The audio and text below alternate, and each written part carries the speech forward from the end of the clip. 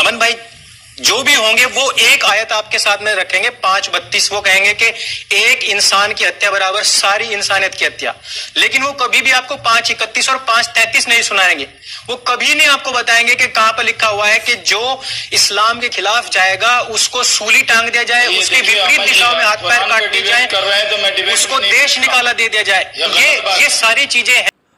Ankur Arya here talks about Surah Maida chapter 5 verse 32, which says, whoever kills an innocent person, it is as if he has killed the whole of humanity. And then he goes on saying that Muslims will tell you this ayah, but they will not tell you about the next verse, which is 5:33, that tells about whosoever wages war against God and his messenger, then the punishment for it is either you kill him or crucify him, or either you banish him or exile him from the land. And one thing that is particularly to be noted here is Ankur Arya misquotes this verse, and this is what all Islamophobes and extremists do. They misquote the verse.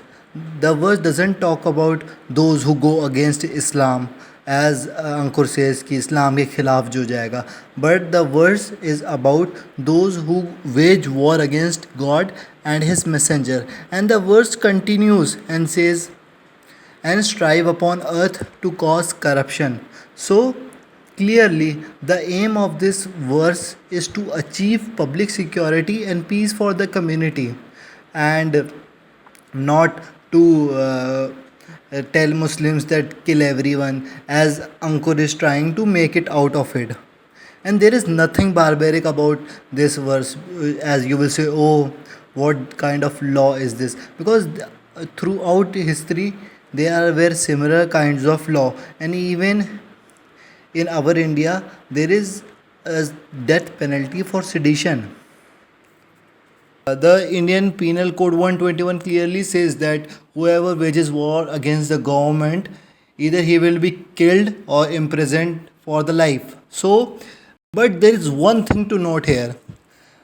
Though Ankur Arya asks you to go and read 5:33, but he doesn't tell you to go and read 5:34. So let's look what does 5:34 says.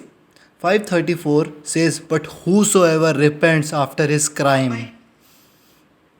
and does righteous good deeds, then verily Allah will forgive him.